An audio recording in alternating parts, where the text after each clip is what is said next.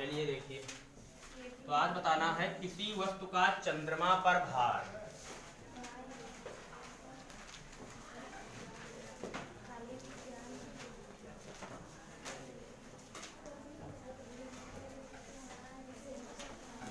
किसी वस्तु का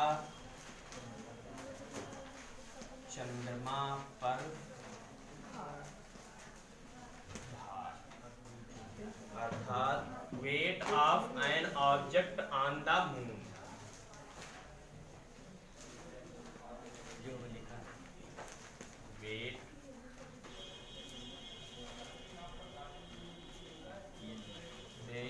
of an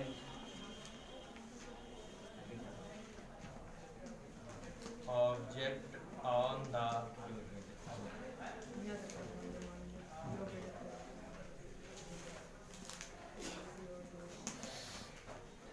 किसी वस्तु का चंद्रमा पर भार। तो हम क्या लिखेंगे, माना किसी वस्तु का द्रव्यमान स्मॉल m है। हम लिखेंगे माना किसी वस्तु का द्रव्यमान स्मॉल m है। माना किसी वस्तु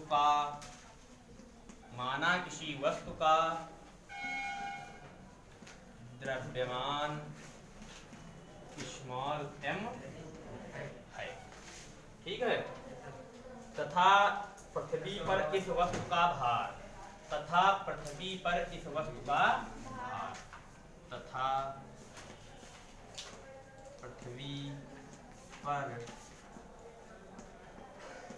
इस वस्तु का भार, तथा पृथ्वी पर इस वस्तु का भार।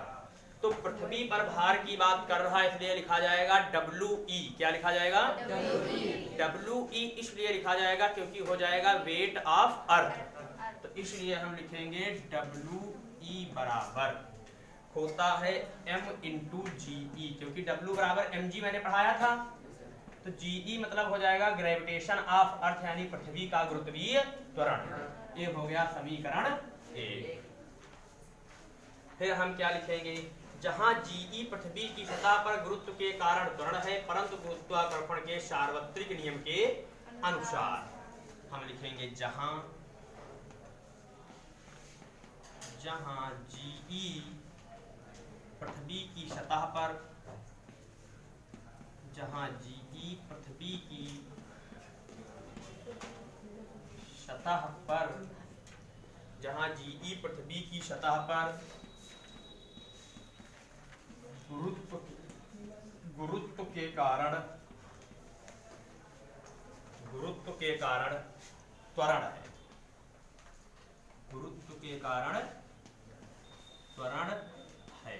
यानी जहां GE जो है वो पृथ्वी की सतह पर गुरुत्व के कारण त्वरण है, परंतु गुरुत्वाकर्षण के सार्वत्रिक नियम के अनुसार, परंतु गुरुत्वाकर्षण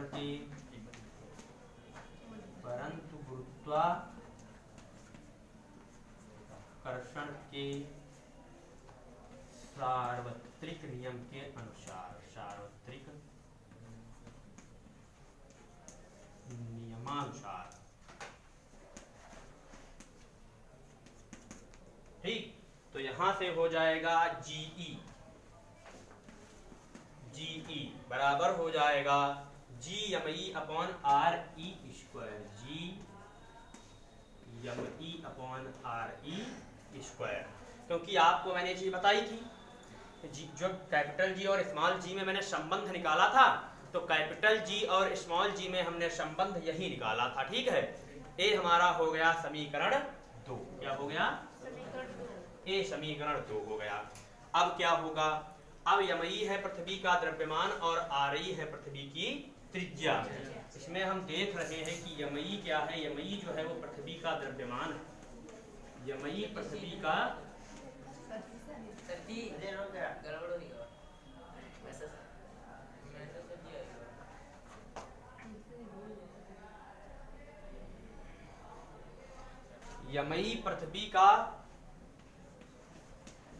यमई पृथ्वी का द्रव्यमान है, ठीक है, और जो आरई है वो पृथ्वी की आरई पृथ्वी की त्रिज्या है,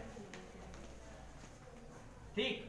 यमई पृथ्वी का द्रव्यमान हो गया और आरई पृथ्वी की त्रिज्या हो गई। अब समीकरण 2 से जीई का मान समीकरण 1 में रखने पर, तो समीकरण 2 से हम जीई का मान समीकरण 1 में रख देंगे। तो लिखेंगे समीकरण 2 से जीई का मान समीकरण 1 में रखने पर, समीकरण 2 से जीई का मान समीकरण 1 में रखने पर, तो जीई बराबर मैंने क्या निकाला, जी यमई अपॉन आर ई स्क्वायर, तो यहाँ पे हम रख देंगे। तो यहाँ से हो जाएगा डब्ल्यू ई बराबर हो जाएगा m और into G M E upon R E square, ठीक है, इतना हो जाएगा। इसी प्रकार चंद्रमा पर इसी प्रकार चंद्रमा पर ऐसी ही वस्तु का भार, तो इसी प्रकार चंद्रमा पर ऐसी ही वस्तु का भार, तो इसको बना लो समीकरण 3। अब इसी प्रकार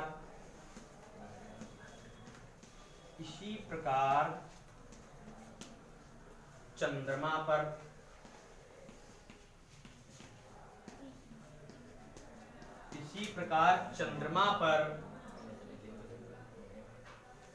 ऐसी ही वस्तु का भार, ऐसी ही वस्तु का और भार, इसी प्रकार चंद्रमा पर ऐसी ही वस्तु का भार हो जाएगा WM। क्या हो जाएगा? WM। क्योंकि WM इसलिए लिखेंगे क्योंकि ये हो जाएगा चंद्रमा पर ना, तो यानी कि वेट ऑफ मून, तो WM हो जाएगा। तो WM बराबर हो जाएगा G और MM और इंटू M अपॉन में RM स्क्वायर। ये हो गया समीकरण 4, ठीक है बेटा। अब यहाँ पे MM क्या है, कैपिटल MM क्या है, ये है चंद्रमा का द्रव्यमान। क्या है? हाँ, चंद्रमा का द्रव्यमान, ये चंद्रमा का द्रव्यमान है, और RM जो है वो है चंद्रमा की त्रिज्या। हाँ, चंद्रमा की त्रिज्या, RM चंद्रमा की त्रिज्या हो गई।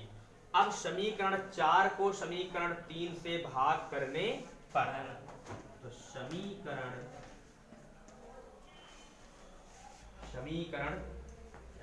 4 अब हम भाग कर देंगे समीकरण 3 से, ठीक है। तो क्या हो जाएगा, तो हो जाएगा WM बटे WE आ जाएगा, और बराबर GM गुणे M गुणे M है ना, GM गुणे M अपॉन RM स्क्वायर है ना। और जब भाग करेंगे तो इधर वाले को जब हम जैसे इससे भाग करना है तो इसको पलट देंगे, तो गुणे में हो जाएगा ना, तो इसको हम पलट के लिख देंगे, तो ये गुणे में हो जाएगा, तो ये हो जाएगा RE स्क्वायर, हो जाएगा RE स्क्वायर बटे GME इंटू M, ठीक है।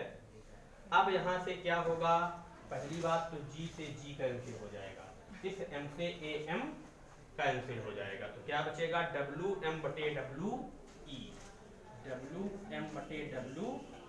बराबर MM अपॉन ME है ना, mm upon me into re upon rm और पूरे का होल स्क्वायर हो जाएगा। ये हमारा एक सूत्र हमको प्राप्त हो जाएगा। ठीक है, और इसको समीकरण 5 भी बना लेंगे। इसके आगे भी करना कुछ और है ना, तो इसलिए सूत्र प्राप्त हो गया, इसको समीकरण 5 बना लेंगे। ठीक है, नोट करो।